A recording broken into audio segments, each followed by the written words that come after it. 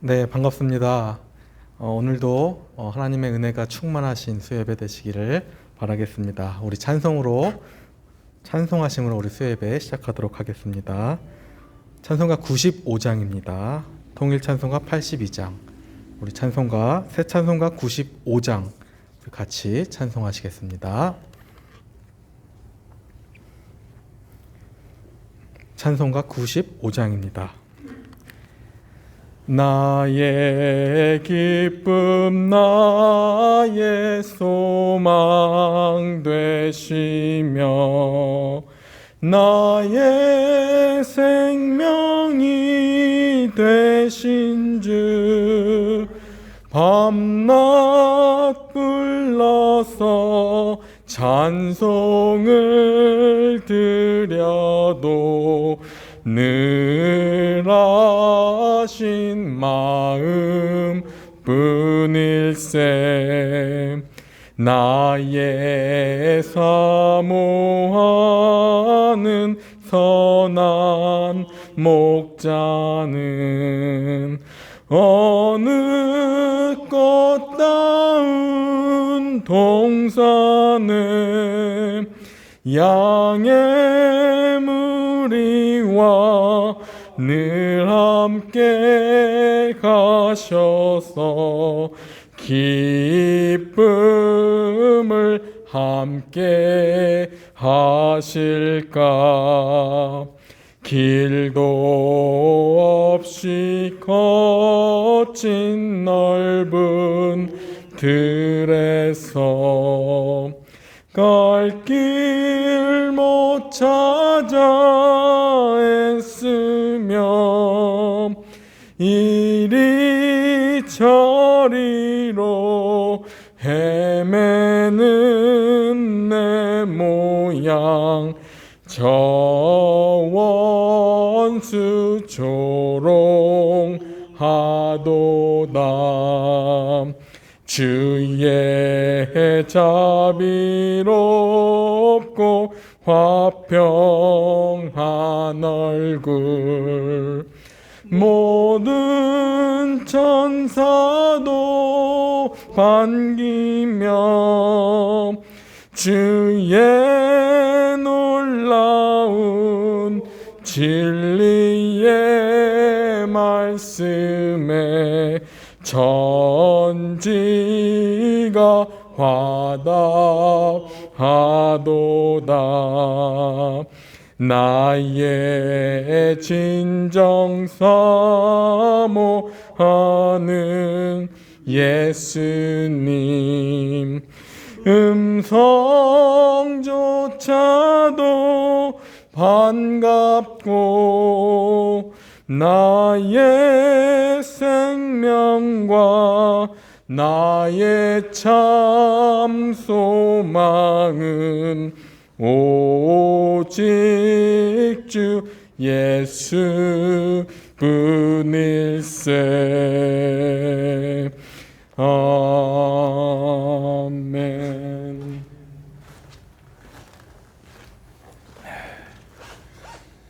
네, 10월에 들어와서 우리가 하나님께 드리는 수요 예배를 또 맞을 때마다 새로운 것 같습니다. 지난 여름에 혹독한 더위와 또 여러 가지 습도가 많은 우기를 지냈지만 또 가을이 오니까 선선한 바람이 불고 아침 저녁으로는 우리가 제법 싸늘함을 느낍니다. 그러나 여전히 우리가 낮에는 또 높은 온도를 유지하기에 환절기에 주의해야 될 때를 살고 있습니다. 몇 년 전부터 우리가 알다시피 우리가 지금 한 여름이 6개월 정도 됩니다. 아직도 모기가 있고요. 아직도 반팔을 입고 에어컨을 튼 지가 벌써 6개월이 되었습니다. 그래서 이제 아열대 기후에 접어든 것 같은 이때 우리가 기후 변화를 조심해야 되고 어느 때보다도 우리 성도들의 그 약함을 통해서 역사하는 어떤 병마들을 조심해야 될 때라 생각합니다. 더욱더 오늘 예배 전에 성도들의 건강을 위해서 기도하는 마음으로 올라왔습니다. 여러분, 가정에서 예배드리는 우리 성도 여러분, 그리고 이곳에 모인 성도 여러분, 하나님께 주시는 복된 날 같이 기도하면서 수요 기도의 예배를 열도록 하겠습니다. 묵상 기도하겠습니다. 복 있는 사람은 악인들의 꾀를 따르지 아니하며 죄인들의 길에 서지 아니하며 오만한 자들의 자리에 앉지 아니하고 오직 여호와의 율법을 즐거워하며 그 율법을 주야로 묵상하는도다. 살아계신 아버지 하나님, 오늘 복 있는 자리에 우리가 설 수 있도록, 복 있는 자리에 앉을 수 있도록 우리에게 기회를 주시니 감사합니다. 오늘 복의 근원이신 예수 그리스도를 가슴에 품고 기도하면서 우리 마음속에 소망이 있게 도와주시고, 우리가 하는 모든 일에서 형통함을 누릴 수 있는, 하나님만이 주실 수 있는 길을 열어주는 형통을 맛볼 수 있는 복된 시간 되게 하여 주옵소서. 의인들의 길을 걸으려고 애쓰는 자들입니다. 오늘도 소망 주시고 힘 주시옵소서. 회복하게 하여 주옵소서. 예수님의 이름으로 기도드리옵나이다. 아멘. 찬송가 337장, 찬송가 337장을 우리가 부르고 그 다음에 수요 기도에 우리 합심해서 큰 제목으로 두 가지를 갖고 또 기도하도록 하겠습니다. 337장은 통일 찬송가로는 363장입니다. 새 찬송가는 337장, 내 모든 시험 무거운 짐을, 337장입니다. 내 모든 시험 무거운 짐을 주 예수 앞에 아뢰이면 근심에 쌓인 날 보아 보사 내 근심 모두 맡으시네. 무거운 짐을 나 홀로 지고 견디다 못해 쓰러질 때 불쌍히 여겨 구원해 주리 은혜의 주님 오직 예수. 내 모든 괴로움 닥치는 환난 주 예수 앞에 아뢰이면 주께서 친히 날 구해 주사 넓으신 사랑 베푸시네. 무거운 짐을 나 홀로 지고 견디다 못해 쓰러질 때 불쌍히 여겨 구원해 주리 은혜의 주님 오직 예수. 내 짐이 점점 무거워질 때 주 예수 앞에 아뢰이면 주께서 친히 날 구해 주사 내 대신 짐을 져주시네. 무거운 짐을 나 홀로 지고 견디다 못해 쓰러질 때 불쌍히 여겨 구원해 주리 은혜의 주님 오직 예수.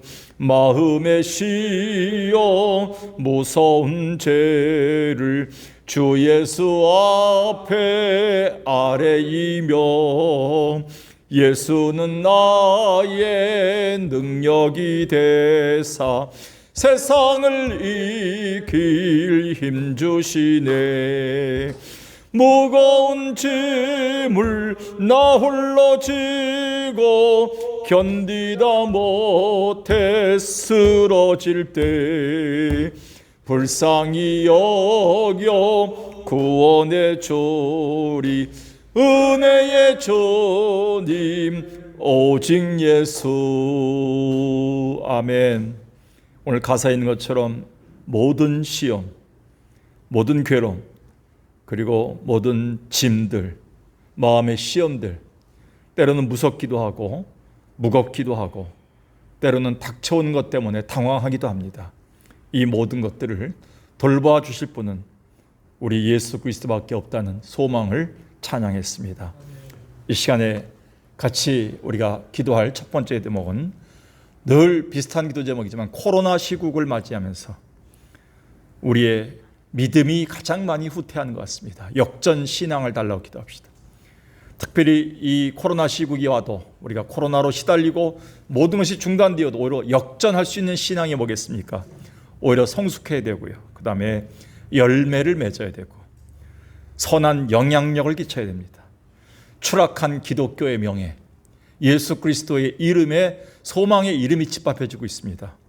오늘 다시 한번 하나님께서 우리를 코로나 상황 속에서도 기독교인들이 빛과 소금의 역할을 담당함으로 말미암아 그리고 하나님의 교회는 번영하고 부흥의 열매를 맺을 수 있도록 오히려 상황이 그렇지 않음에도 불구하고 우리가 가지고 있는 믿음으로 역전할 수 있는 신앙 달라고, 그리고 우리가 오히려 부흥하고 새롭게 일어나고 회복할 수 있는 복된 것을 경험하게 해달라고 이 시간에 같이 한번 이 시국과 세계의 형편을 보면서 그 가운데 교회의 현실을 보면서 같이 한번 기도하겠습니다. 살아계신 아버지 하나님, 코로나로 인해서 더욱더 힘들어진 세상 속에서 교회의 명예 추락과 예수 그리스도의 이름이 짓밟혀 있는 이 모습 속에서 너무나 가슴 아픈 현실들을 보게 됩니다.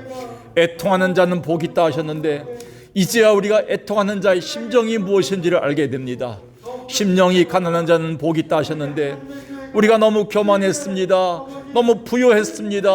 우리는 괜찮다. 너무 자만했습니다. 그러나 아버지 하나님, 이번 코로나 시국을 우리가 2년 가까이 거치면서 우리가 너무나 많이 하나님 앞에서 교만했고 너무나 하나님의 영광을 드러내지 못하는 빛과 소금의 사명을 담당하지 못했음을 고민합니다. 아버지 하나님, 그러나 우리가 이 상황을 다시 성령을 통해서 주가 주신 소망을 바라면서 역전하길 원합니다. 아버지 하나님, 우리의 신앙이 오히려 성숙하여 예수님의 형상을 본받는 데까지 나갈 수 있는 복된 삶으로 우리의 신앙이 힘있게 도와주시었고 열매를 얻게 도와주셔서 하나님 원하시는 성령의 열매가 우리 가운데 새록새록 나타날 수 있는 역전할 수 있는 믿음의 허락해 주옵소서. 살아계신 아버지 하나님, 우리가 빛으로 소금으로 살아야 되는데 이 사명 담당하지 못하고 내 교회, 내 가족, 내 사업, 우리가 내 것에 참으로 치우치고 살다가 주님이 원하시는 복음적인 삶을 살지 못해 결국 우리는 이 땅에서 악한 영향력을 끼쳤습니다. 그러나 아버지 하나님, 우리가 이번 코로나를 거치면서 다시 한번 우리 자신을 돌아보며 하나님의 교회에 주셨던 성도의 사명을 또 깨닫게 하셔서 선한 영향력을 줄 수 있는 복된 교회로, 복된 성도로 만들어 주셨습니다. 이제 우리가 하나님 앞에 먼저 그의 나라와 그의 일을 구하는 가운데 이 코로나 상황 속에서 역전의 신앙을 가지고 오히려 믿음이 성숙하여 번영할 수 있도록 도와주시고 믿음의 가족들과 기업들과 가정들이 하나님 앞에 번창하게 도와주시고 하나님의 교회뿐만 아니라 우리 영혼이 부흥할 수 있는 역전의 신앙을 허락해 주옵소서. 우리 가운데 있는 예수 그리스도가 친히 이 모든 상황을 일으킬 수 있는 회복의 주이십니다. 전능하신 주님이십니다. 이 하나님 믿고 있기 때문에 죽은 자 가운데 3일 만에 부활하신 부활의 능력이 있는 기독교가 역전의 신앙으로 회복할 수 있도록 인도하여 주시옵소서. 우리에게 능력을 주심을 감사합니다. 아울러서 두 번째, 교회를 위해서 기도하고 우리 주변을 위해서 기도하겠습니다. 무엇보다도 교회 내에 코로나를 거치면서 가장 많이 움츠려지는 영혼들이 있다면 새가족들입니다.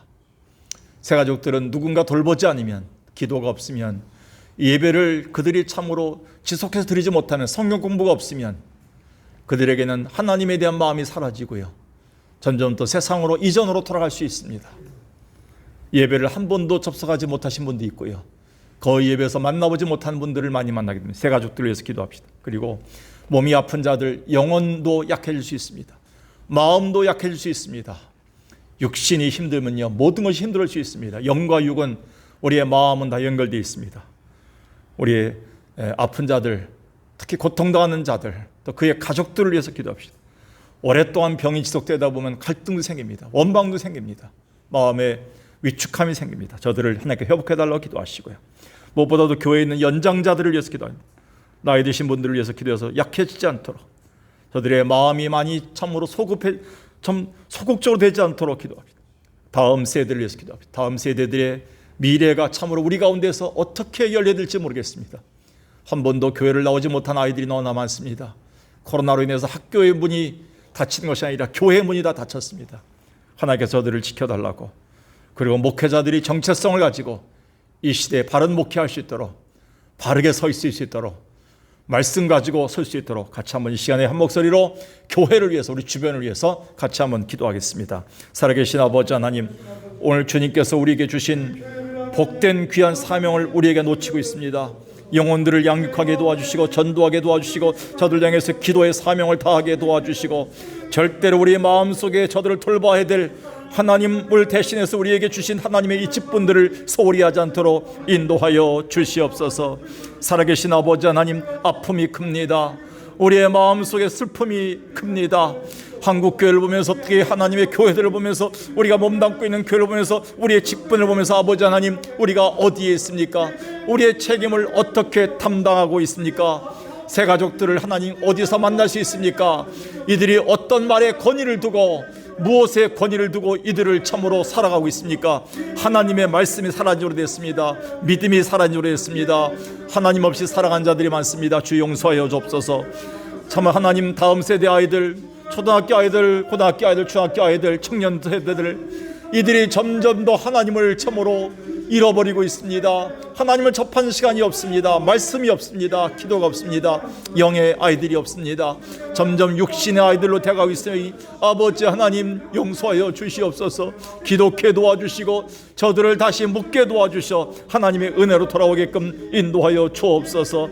아버지 하나님, 목회자들이 정신을 차리게 도와주시고, 말씀과 기도 가운데 건강한 교회를 회복하게 도와주시고, 저들이 이럴 때일수록 말씀을 연구하고 기도하며 하나님 앞에서 하나님 앞에 새롭게 영혼을 단장하고, 하나님의 새 영으로 새 노래를 부를 수 있는 귀한 교회를 만들어갈 수 있는 교육자들이 될 수 있도록 인도하여 주옵소서.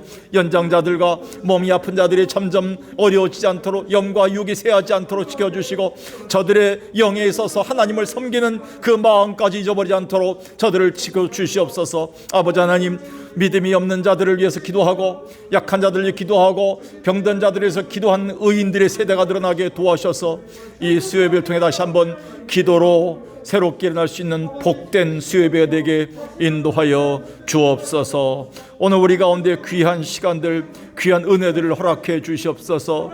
하나님께 기도할 때마다, 하나님께 감사할 때마다 주께 나갈 수 있는 복된 자들 되게 인도하여 주옵소서. 오늘 우리 가운데 함께 하심을 감사하며, 주 앞에서 우리의 마음을 통해서 역사하심을 감사합니다.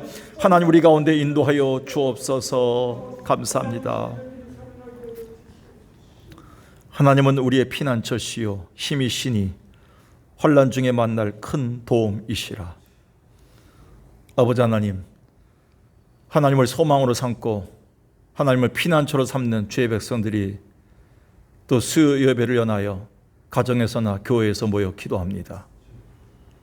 우리의 중심에 예수가 있게 도와주시고, 예수 붙잡을 수 있는 믿음이 있게 도와주셔서 예수를 통한 회복과 은혜가 무엇인지를 만방에 보여줄 수 있는 복된 하나님의 자녀들 되게 하여 주옵소서.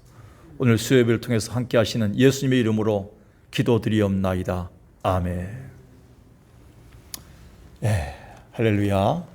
가정에서 예배를 드리고 또 교회에서 예배를 드린 성도들, 여러분들의 기도가 하나님 앞에 상달된 줄로 믿고 확신하면서 이제 말씀을 열도록 하겠습니다. 오늘 말씀은 창세기 45장 말씀 되겠습니다. 창세기 45장 말씀은 우리가 창세기 30 몇 장부터 나오는 족장사의 가장 중요한 역할인 요셉의 사건, 거기에 대해 말미에 해당되는 부분들인데요. 저는 이 성경 본문을 수요 예배와 주일날을 통해서 오늘은 45장, 그리고 이번 주일날은 창세기 39장을 통해서 요셉에 대한 이야기로, 요셉의 에피소드로 우리가 어떤 교훈을 받아야 될 것인가를 오늘은 수요 기도회를 통해서 기도 제목을 삼고요. 그리고 주일날은 요셉에 대해서 하나님이 어떻게 그를 보살피고 길을 열으셨는가, 이 부분을 주일날 다시 한번 상고하도록 그렇게 하겠습니다. 오늘 창세기 45장의 1절부터 8절까지 말씀을 한번 보도록 하겠습니다. 창세기 45장 1절에서 8절까지의 말씀을 제가 봉독하겠습니다. 요셉이 시종하는 자들 앞에서 그 정을 억제하지 못하여 소리질러 모든 사람을 자기에게서 물러가라 하고 그 형제들에게 자기를 알리니 그때 그와 함께한 다른 사람이 없었더라. 요셉이 큰 소리로 우니 애굽 사람에게 들리며 바로의 궁중에 들리더라. 요셉이 그 형들에게 이르되 나는 요셉이라. 내 아버지께서 아직 살아계시니까 형들이 그 앞에서 놀라서 대답하지 못하더라. 요셉이 형들에게 이르되 내게로 가까이 오소서. 그들이 가까이 가니 이르되 나는 당신들의 아우 요셉이니 당신들이 애굽에 판 자라. 당신들이 나를 이곳에 팔았다고 해서 근심하지 마소서. 한탄하지 마소서. 하나님이 생명을 구원하시려고 나를 당신들보다 먼저 보내셨나이다.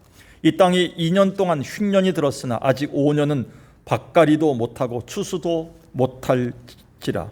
하나님이 큰 구원으로 당신들의 생명을 보존하고 당신들의 후손을 세상에 두시려고 나를 당신들보다 먼저 보내셨나니 그런즉 나로 이리로 보낸 이는 당신들이 아니요 하나님이시라. 하나님이 나를 바로에게 아버지로 삼으시고 그 온 집의 주로 삼으시며 애굽 온 땅의 통치자로 삼으셨나이다. 아멘.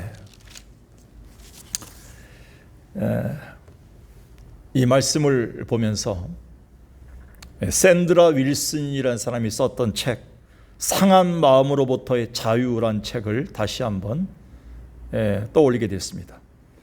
샌드라 윌슨이 쓴 상한 마음으로부터의 자유는 그 제목 그대로 우리가 상한 마음을 가지고 있으면 우리의 신앙의 자유가 없고 구속이 되고 다른 사람도 구속시키고 우리가 이 땅에서 많은 상처와 오해들과 원망과 불평들로 우리 인생을 점철하기 쉽다 이렇게 얘기합니다. 그러면서 이렇게 얘기합니다. 샌드라 윌슨은 치유된 사람만이 남을 치유할 수가 있다. 그날부터 그 사람은 축복하며 살아갈 수 있다. 우리의 축복의 발걸음이 되기 위해선 오늘 너는 치유된 인생을 시작하라 이렇게 얘기합니다. 그러니까 얼마나 우리 가운데 치유되지 못하고 지도자가 되거나 치유되지 못한 채 부모가 되거나 치유되지 못한 채 우리가 어떤 것을 맡았을 때 얼마나 주변 사람들을 구속시키고 힘들게 하고 있는지를, 이게 나뿐만 아니라 우리 주변을 얼마나 썩게 만들고 병들게 만들고 있는지에 대한 이 부분을 지적한 책입니다. 특히 우리 한국 사람들은 한을 품은 민족 아니겠습니까? 그래서 판소리 한 대목만 나와도 벌써 한이 나오고요, 눈물이 나옵니다, 회한이 나옵니다, 살풀이까지도 합니다. 국가적인 그런 장소에서, 국가 기념일 장소에서 또 저 국경일 날 같은 데도 살풀이 하는 사람들이 있어요. 이게만큼 한을 풀어야 되는 민족입니다. 언제까지 한을 풀고 사겠습니까? 원한이 있는 민족이기 때문에 귀신 영화가 나오고요, 그리고 전설의 고향이란 드라마들이 많이 뜹니다. 구미호에게 나옵니다. 대부분 가졌던 그 원한을 풀지 못한 귀신들이 구천을 뛰놀고 다니다가 우리를 괴롭힌다는 내용들이 있죠. 말도 안 되는 것들이 있죠.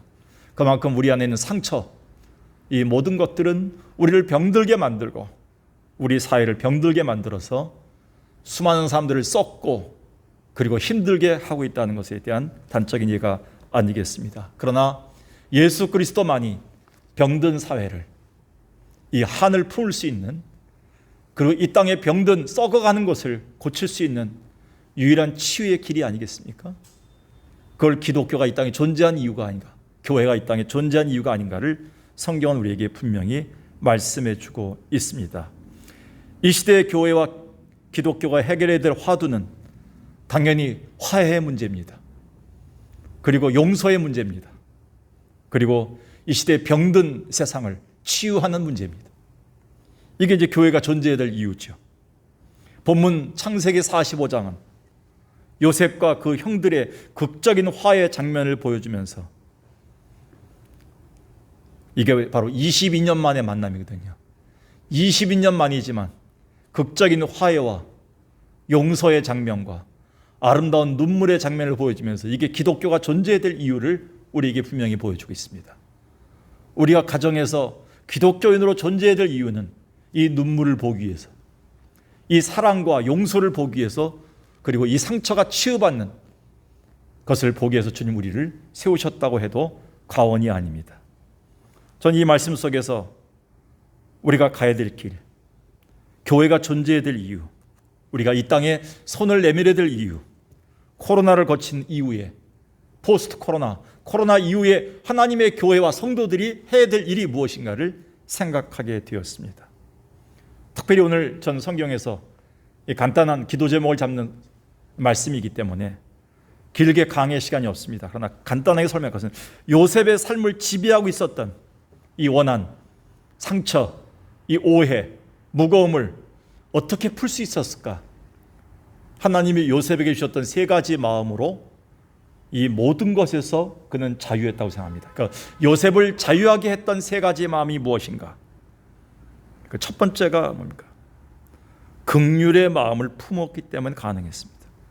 한번 1, 2절을 볼까요? 45장 다시 1, 2절 보니까 요셉이 시종하는 자들 앞에서 그 정을 억제하지 못해 소리질러 모든 사람을 다 물러가랍니다. 그리고 형제들 만났습니다. 그 형제들 앞에서 자기가 요셉이라고 하면서 엉엉 웁니다. 그 소리, 우는 소리가 얼마나 큰지, 바로의 궁정이 얼마나 큽니까? 파라오의 궁정은 대단합니다. 궁정 전체에 울릴 정도로 대성통곡합니다. 이건 한으로 운 게 아니라요, 한풀이 한 게 아니라 이거는 뭐냐면 용서, 긍휼, 사랑, 기쁨의 그런 울음이죠. 그리고 그 소리가 울려 퍼졌다는 것이죠. 이거는 한마디에 말해서 한을 풀 수 있는, 상처를 풀 수 있는 유일한 것은 뭐냐면 하나님이 그 요셉의 마음에 심어주셨던 긍휼의 마음이었다는 것이죠. 요셉은 그동안의 흔적으로 봤을 때, 그동안의 역사를 봤을 때 모든 발자국이, 자기가 국무총리에 오기까지 하나님이 자기를 긍휼로 베풀어 주신 거예요. 긍휼이 뭡니까? 저주와 그리고 심판해야 될 대상을 향해서 오히려 사랑을 베푸는 거예요. 요셉은 이 사랑을 먹고 그리고 배우면서 실천하면서 이 자리까지 왔지요. 성경은 원수 갚는 것을 금하라고 합니다. 인간이 원수 갚을 수 없다. 그건 보복의 악순환 뿐이라고 얘기합니다. 또 다른 문제를 이야기할 수밖에 없다 이렇게 얘기합니다. 주님은 우리의 심판의식을 극히 경고하십니다. 로마서 12장 18절, 19, 20절 이렇게 보면 원수 갚는 것은 하나님께만 있다 이렇게 나와 있습니다. 원수 갚는 것은 하나님께 맡겨라 이렇게 얘기합니다. 심판자이신 홀로 하나님만이 이 모든 심판을 할 수 있다. 너희는 하나님께 맡기면 된다. 원수 갚는 것은 하나님이 해주신다 이렇게 우리한테 얘기해주고 있습니다. 그러기 위해서 날마다 우리는 긍휼의식, 즉 불쌍히 여기는 마음을 삼아야 돼요. 천국에 갈 귀한 백성들이 천국에서 지내야 될 그 마음을 설명하신 팔복 중에 예수님이 그랬어요. 긍휼히 여기는 자는 복이 있다. 왜 이렇게 말씀하실 거예요? 이 긍휼히 여기는 자는 복이 있다는 것은 뭐냐면 하나님의 마음이에요. 예수의 마음이에요. 하나님의 마음, 하나님의 영, 하나님의 생각입니다. 이것이 가능한 이유는 우리가 사는 자체가 하나님의 긍휼을 먹고 살기 때문에 그 하나님을 사모하고 하나님을 닮아가게 되면, 하나님의 형상을 자꾸 회복하게 되면, 창조된 나를 다시 회복하게 되면 이 긍휼은 저절로 내 안에 흐르게 되어 있다는 겁니다. 요셉은 한탄의 세월, 원망의 세월로 세월을 22년 보내지 않고요, 어렵고 힘들고 무너질 때마다 그는 하나님의 긍휼을 생각했어요. 그때마다 하나님의 긍휼을, 자기의 상처를 다 치유하고 형들을 만났을 때 베풀 수 있는, 손을 벌릴 수 있는 긍휼의 마음으로 가득 차게 됐던 것이죠. 결국 이 긍휼의 마음이 그를 자유케 했습니다. 우리가 알다시피 에베소서 2장 3절 4절 이후에 보니까 우리는 본질상 하나님의 자녀가 아닙니다. 진노의 자녀예요. 마귀의 자녀밖에 없어요. 죄를 범했기 때문에. 그런데 진노의 자녀인 우리에게 하나님께서 자녀 삼기 위해서 하나님이 예수 그리스도의 긍휼로 사랑해 주셨고, 대신 예수 그리스도를 죽임으로 말미암아 그 은혜로 말미암아 우리에게 긍휼의 은혜를 주셨어요. 그 긍휼의 은혜로 우리는 하나님의 자녀가 되었습니다. 그래서 우리는 긍휼의 하나님을, 긍휼의 영을 갖고 있는 자들이기 때문에 오늘도 우리는 날마다 마음이 답답할 때마다, 무거울 때마다, 분할 때마다 하나님 그 예수 그리스도를 품고 있는 긍휼이 내 안에서 역사해달라고 기도해야 됩니다. 유럽의 기독교 국가가 성지 탈환을 이유로 무자비한 십자군 전쟁을 벌일 때 유일하게 반대한 사람은 성프란시스코입니다. 그는 기도의 종이었어요. 그는 그 기도를 통해서 평화의 기도를 만들었습니다. 미움이 있는 곳에 사랑을 심게 하소서. 주여 나를 평화의 도구로 써주소서. 그는 군사적 십자군이 아닌 평화의 십자군을 보내자고 외쳤습니다. 이때 그는 유명한 말을 하나 남겼습니다. 우리 안에 긍휼의 샘이 메마르지 않는 한 그 누구도 용서 못할 대상은 없다. 오늘도 우리는 긍휼의 마음이 메마르면요, 하나님의 마음이 메마르면, 하나님의 은혜가 메마르면, 하나님이 예수를 통해 주셨던 그 은혜가 우리 가운데 고갈되면 우리는 우리의 마음이 해방을 받지 못해요. 다른 사람 볼 때마다 항상 속박을 시켜요. 불편해요. 단점만 보여요. 그리고 교회를 볼 때마다, 세상을 볼 때마다 우리는 한숨밖에 안 나와요. 근데 하나님의 긍휼의 마음으로, 모든 것은 하나님께 달려있다는 마음으로, 하나님이 갚아주신다는 마음으로 이 긍휼의 마음을 품게 되면 우리가 평화롭게 하나님의 은혜 가운데 자유를 누릴 수 있다고 말씀은 얘기하고 있습니다. 오늘 긍휼의 마음을 품을 수 있는 여러분 되길 주의 이름으로 축원합니다. 그리고 또 한 가지는요, 우리 가운데 형제의 마음을 품어야 됩니다. 형제의 마음. 3, 4절을 봅시다. 3, 4절 보니까 45장 3, 4절, 요셉이 그 형들에게 이르되 나는 요셉이라. 내 아버지께서 아직 살아계시니까. 형들이 그 앞에서 놀라서 대답하지 못하더라. 그냥 청천벽력이죠. 그 자기들이 팔았던 원수와 같았던 요셉과 형들 사이가 순간적으로 국무총리, 애굽의 국무총리와 자기들이 납치하게 엎드려 있는 그런 구걸하러 온 그런 인생으로 변해버린 겁니다. 단칼에 죽일 수도 있죠, 형들을. 그런데 요셉은 뛰어내려서 이렇게 얘기합니다. 4절에 요셉이 형들에게 이르되 내게로 가까이 오소서. 그들이 가까이 가니 이르되 나는 당신들의 아우 요셉이니 당신들이 애굽의 판자다. 요셉의 말을 주의하십시오. 요셉은 왼수라고 하지 않았어요. 이 왼수들아, 이 원수들아, 죽여도 시원치 않은 원수들아, 이렇게 얘기하지 않은 것이 아니라 당신들의 형제, 동생, 아우 요셉이다. 우리가 형제의 마음을 품을 때요, 언어부터 바뀌는 것 같아요. 말부터 바뀌는 것 같아요. 얼마나 많이 언어 폭력으로 인해서 우리의 아이돌 아이들이 죽었습니까? 최진실서부터 스타들, 최진영서부터 얼마나 많은 스포츠 선수들과 얼마나 많은 그 연예가 아이들이, 젊은 아이들이 얼굴 없는 사람들에 의해서 그 댓글, 글을 통해서 언어 폭력에 의해서 얼마나 많이 죽어갔습니까? 주일날도 얘기했던 하일성 씨, 얼마나 그가 시달렸겠습니까? 우리는요, 형제의 마음을 푼다는 것은요, 언어부터 바뀌는 거예요. 예를 볼까요? 누가복음 15장에 보니까요, 큰아들이 너무 화가 나서요, 아버지가 작은 아들을 받아주고 잔치를 베푸는 거, 금가락지를 껴주는 거 보고 이렇게 얘기합니다.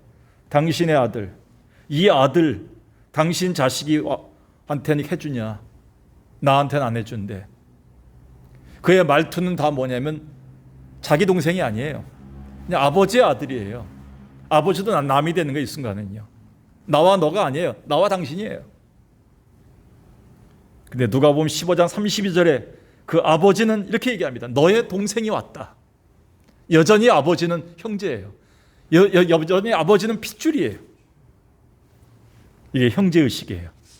하나님의 교회 성도들이요, 실수하고요, 나한테 잘못하고요, 서로 오해를 일으킬 수 있어요. 그때 우리가 원수가 되면 안 됩니다. 형제 자매하고 사랑합니다 하다가, 권사님 집사님 하다가 조금만 실수가 나타나고 나한테 불리한 게 나타나도 그때는 왼수가 되면 안 돼요. 왜? 우리는 한 솥밥 공동체이기 때문에 그래요. 우리는 한 밥을 먹어요. 한 솥에 있는 밥을 먹어요. 그래서 주일 예배 끝나고 나가서 밥을 먹습니다. 코로나 때문에 1년 9개월 동안 우리는 식사 같이 못했어요.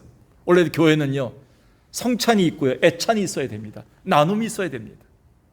말씀을 나눴으면요, 같이 육신의 식사를 나누는 게 그게 식구예요. 식구. 한 솥에서 나오는, 그 구멍에서 나오는 밥을 먹는 거예요. 그것이 멀어질 때 우리는 형제의식을 품지 못합니다. 사도행전 9장 17절 이어 보니까 기독교의 원수였던 사울에게, 바울 되기 전이죠, 그 사울을 향해서 그 아나니아는 찾아가서 이 왼수야, 핍박자야, 이렇게 얘기하지 않았어요. 형제 사울아, 이렇게, 형제 사울아. 그 아나니아가 사울을 형제로 받아들이는 순간 그의 인생은 새로운 인생으로 바뀌기 시작한 거예요. 우리는 형제의식을 가질 때부터 인생이 변하는 거예요. 손양원 목사님은 두 아들을 죽였던 원수와 같은 공산폭도에게 형제를 넘어 자기 아들을 삼았습니다. 양자 삼았습니다. 그래서 사랑의 원자탄이 터진 거죠. 기독교인들이 이 형제의식이 충만하지 않으면 그 어느 것도 품을 수가 없어요. 민족을 품을 수가 없어요. 코로나로 우리를 오해하고 핍박하는 자들도 품을 수가 없어요. 우리는 형제의식을 가져야 돼요. 우리는 이 코로나 때문에 서로 같이 공동체 생활을 못한 지가 벌써 1년 9개월째 됐어요.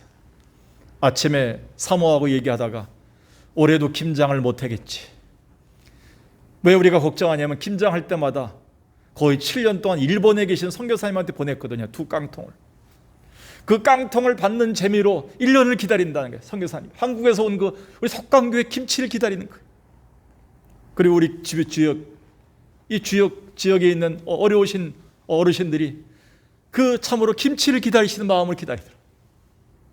그 나눔이 얼마나 좋은지. 그 일본, 멀리 있는 일본 한 섬이지만 섬 맨 끝에 계신 선교사님이 그 김치를 5일 만에 받아보면서 눈물 흘리면서 편지를 썼을 때 너무나 감사했어요. 형제의식이 없으면요, 우리는 모든 사람들이 원수로 보여요. 어떤 때는 적으로 보여요. 같은 교회에 있지만요, 돌아서면 남남으로 보여요.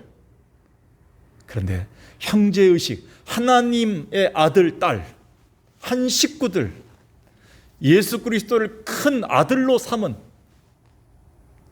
그런 큰 형으로 삼은 바로 모든 형제들이 모인 한 식구, 한 지체로 봤을 때는 모두가 형제요, 형이요, 동생이요, 삼촌이요, 고모요, 다 누님이 되는 거예요. 교회가 왜 지지고 볶고 싸웁니까? 자기 직분 때문에래요. 그걸 내려놓고 형과 동생으로, 아버지와 같고 할아버지와 같고 동생과 같다면 사랑으로 품을 수가 있어요. 요셉은 지기를 벗고 내려와서 형이요, 형제들이요, 내 동생 베냐민아 끌어안았어요. 그럴 때 자기 마음에 22년 동안의 상처가 울분이 다 사그러진 시간이 됐어요. 형제의 마음을 품어야 돼요. 마지막으로요, 우리는 하나님의 주권의식, 하나님의 섭리의 마음을 품어야 돼요. 요셉을 자유케 했던 마지막 마음, 하나님이 주관하신다는 하나님의 주권의 마음, 하나님이 섭리하신다는 하나님의 섭리의 마음을 품었을 때 그의 마음이 자유케 되었습니다. 오늘 45장 5절, 6절, 7절, 8절을 봅시다. 거기에 주어가 누굽니까? 주어.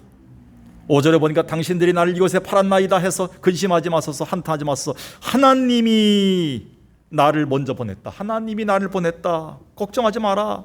7절에 하나님이 큰 구원으로 당신의 생명을 보존하라고 나를 먼저 보냈다. 8절, 나를 이리로 보내시는 당신들이 아니요 하나님이시라. 하나님이 나로 삼았다. 그렇게 하나님이. 여러분, 요셉은 하나님의 주권의 마음이 있었기 때문에, 하나님이 통치하신다는 섭리의 마음이 있었기 때문에 용서할 수 있어요. 품을 수 있었어요. 어떤 원수도. 시간이 없어서 다 찾아가지 않겠지만 50장 마지막 보겠습니다. 50장, 뒤에 50장 보면 50장 15절에 참 한 번의 위기가 생깁니다. 이 위기가 어떤 위기냐면 아버지가 죽은 거예요.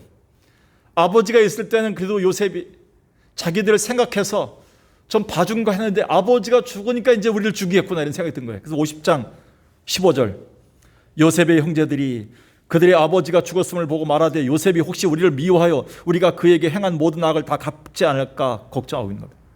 그런데 16절에 요셉에게 이 말이 전달해졌어요. 어떻게 얘기합니까? 19절 봅시다. 19절에 보니까요, 요셉이 그들에게 이르되 두려워하지 마소서. 내가 하나님을 대신하리까. 당신들은 나를 해하려 하였으나 하나님은 그것을 손으로 바꾸사 오늘과 같이 많은 백성의 생명을 구원하게 하시려 하셨나니 당신들은 두려워하지 마소서. 내가 당신들과 당신들의 자녀들을 기르리다 하고 그들을 간곡한 말로 위로하였더라. 하나님을 대신하리까. 그러니까 하나님만이 할 수 있는 심판, 하나님만 할 수 있는 원수 갚는 것, 하나님만이 할 수 있는 저들의 벌을 내가 어떻게 내릴 수 있냐. 나는 품는 것밖에 없다. 하나님의 주권의 마음, 하나님의 섭리의 마음. 이 말이 얼마나 마음이 좋은지. 내가 하나님을 대신하리까. 여러분, 막 원수 갚고 싶고 누구에게 막 보복하고 싶고 전화 걸어서 막 따지고 싶을 때, 여러분, 내가 하나님을 대신할 것인가? 이렇게 생각하세요. 내가 하나님 대신해서 그 말을 할 수 있나? 하나님만이 할 수 있는데, 하나님이 살아계신다면 반드시 이 문제를 해결해 주실 것이다. 로마서 8장 28절. 하나님을 사랑하는 자, 곧 그 뜻대로 부르심을 입은 자들에겐 모든 것이 합력하여 어떻게 한다고? 선을 이룬다 그랬어요. 오늘 요셉이 한 말이에요. 사랑하는 여러분, 이번 주일날 다시 창세기 39장을 통해서 하나님이 요셉의 인생을 어떻게 열어주셨는가에 대한 말씀을 다시 상고했으면 좋겠습니다. 오늘 우리는 요셉이 해방하게 됐던 자기의 그 구속된 마음이, 얽혔던 마음이 풀어지게 됐던 세 가지 마음을 생각했습니다. 첫 번째가 뭡니까? 뭐였어요? 기억하십니까? 하나님의 긍휼의 마음을 품었기 때문이에요. 두 번째 뭡니까? 형제의 마음을 품었기 때문이에요. 세 번째 뭡니까? 하나님의 주권의식, 섭리의 마음을 품었기 때문입니다. 기도하겠습니다. 살아계신 아버지 하나님, 오늘도 이 절망 가운데, 어두운 가운데 희망의 빛을 볼 수 있도록 말씀을 주시니 감사합니다. 모든 것이 원수처럼 보이고 답답해 보이고 모두가 다 나를 배반한 것처럼 보이고 모두가 다 떠난 것처럼 보이고 모든 것이 다 무너진 것처럼 보일 때가 많았습니다. 이 코로나를 거치면서 한국교회 미래나 우리의 모든 사업장의 미래나 우리 자녀들의 미래가 어느 때는 답답할 때가 많았습니다. 그러나 아버지 하나님, 오늘 말씀을 주셨듯이 우리가 이 마음에서 벗어날 수 있는 긍휼의 마음을 허락해 주시었고 형제의 마음을 회복하게 도와주시고 하나님이 섭리하고 통치하시는 주권의 마음을 회복하게 인도하여 주옵소서. 우리의 마음의 전쟁 중입니다. 아직도 싸우고 있습니다. 내 마음이 아직도 답답하고 있습니다. 얽혀 있습니다. 사탄 마귀가 우리를 꽉 잡고 있습니다. 오늘도 하나님 마음의 해방을 허락해 주옵소서. 주님이 주셨던 긍휼의 마음을 품게 하여 주시옵소서. 예수님의 이름으로 기도드리옵나이다. 아멘. 할렐루야. 가정에서 예배드리고 또 여기서 예배드리는 성도 여러분, 이 말씀을 기억하시면서 이 시간에 찬송가 부르겠습니다. 288장이죠. 288장. 이전의 통일 찬송가입니다. 통일 찬송가, 통합 찬송가. 통일 찬송가는 몇 장입니까? 204장입니다. 그리고 우리가 지금 오늘 새 찬송가는 288장. 말씀 생각하면서 확신을 갖고 찬양하도록 288장입니다. 예수를 나의 구주 삼고 성령과 피로써 거듭나니 이 세상에서 내 영혼이 하늘의 영광 누리도다. 이것이 나의 간증이요 이것이 나의 찬송일세. 나 사는 동안 끊임없이 구주를 찬송하리로다. 온전히 주께 맡긴 내 영 사랑의 음성을 듣는 중에 천사들 왕래하는 것과 하늘의 영광 보리로 확신하면서 부르세요. 이것이 나의 간증이요 이것이 나의 찬송일세. 나 사는 동안 끊임없이 구주를 찬송하리로다. 주 안에 기쁨 누림으로 마음의 풍랑이 잔잔하니 세상과 나는 간 곳 없고 구속한 주만 보이도다. 아멘. 이것이 나의 간증이요 이것이 나의 찬송일세. 나 사는 동안 끊임없이 구주를 찬송하리로다.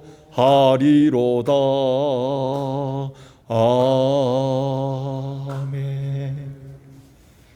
때로는 반주 없이 찬송하는 게 좀 힘들 때가 많습니다. 목소리가 2번 더 이상 부르는 것처럼 아플 때가 많지만 그만큼 우리가 가사를 정확하게 전달해야 되는 그런 또 책임감이 있어 좋습니다. 여러분 찬송할 때 처음부터 마지막까지 같이 부를 수 있는 그런 것도 은혜라고 저는 생각합니다. 오늘 이제 수요 예배를 벌써 10월에 와서 우리가 맞이하게 되었는데 이 예배가 하나님 앞에서 아름다운 그리고 하나님이 받을 만한 기도회가 돼서 기도가 응답될 수 있는 복된 저녁이 됐으면 좋겠습니다. 여러분 계속적으로 이 기도를 이어가기를 바라겠습니다. 내일 모레죠. 금요일 날 구역 예배가 있습니다. 온라인 구역 예배를 접속하셔서 또 그 시간에 미처 11시에 직장이나 이런 환경 때문에 접속하지 못하신 분들도 오후나 저녁 때 또 며칠 후에라도 접속하셔서 여러분들이 구역 예배를 봐주시기 바라겠습니다. 그리고 매주 화요일마다 우리 전사님이 온라인으로 신앙 고백서 강의를 시작하고 있는데 많은 사람들이 아직 들어오지 못하고 있습니다. 어려운 내용들이 아닙니다. 우리가 알아야 될 신앙 고백서의 가장 중요한 부분들을 다루고 있습니다. 짤막짤막한 내용인데 시간을 놓쳤더라도 여러분들이 후에라도 녹화해서 계속 이 말씀을 경청하기를 바라겠습니다. 이번 주일 예배 또 여러분들 가정에서나 또 교회에서 철저하게 예배 가운데 처음부터 마지막까지 드릴 수 있는 여러분 됐으면 좋겠습니다. 제가 부탁드린 것은 우리 석강교회 교인들이 주일 예배를 좀 많이 접속했으면 좋겠습니다. 지금 온라인으로 본다 그러니까 일부 예배 한 27명, 물론 부부가 같이 볼 경우에 한 30명, 40명 되겠죠. 그리고 2부 예배 한 30몇 명, 그러니까 한 40명 되고, 오늘 예배에 나온 사람 한 70명 합쳐서 한 140명, 150명 정도밖에 예배를 못 드리고 있습니다. 나머지 수십 명은 어디에 있는지 모르겠습니다. 여러분들 서로 옆에 사람들 권유하셔서 말씀만큼은 계속 지켜나갈 수 있도록. 그리고 수요 예배나 이런 예배도 거의 들어오지 않는 분들이 너무나 많아요. 중직자들 중에서. 여러분 말씀을 삼아야 됩니다. 예배를 드려야 됩니다. 하나님께 여러분들 예배에 여러분 열심히 할 수 있는 10월이 되기를 바라겠습니다. 이 시간에 주님 가르치는 기도로 수요 예배를 마치겠습니다. 하늘에 계신 우리 아버지여, 이름이 거룩히 여김을 받으시오며 나라의 마옵시며 뜻이 하늘에서 이루어진 것 같이 땅에서도 이루어지이다. 오늘날 우리에게 일용할 양식을 주옵시고 우리가 우리에게 죄 지은 자를 사하여 준 것 같이 우리 죄를 사하여 주옵시고 우리를 시험에 들게 하지 마옵시고 다만 악에서 구하옵소서. 대개 나라와 권세와 영광이 아버지께 영원히 있사옵나이다. 아멘. 아멘. 아멘.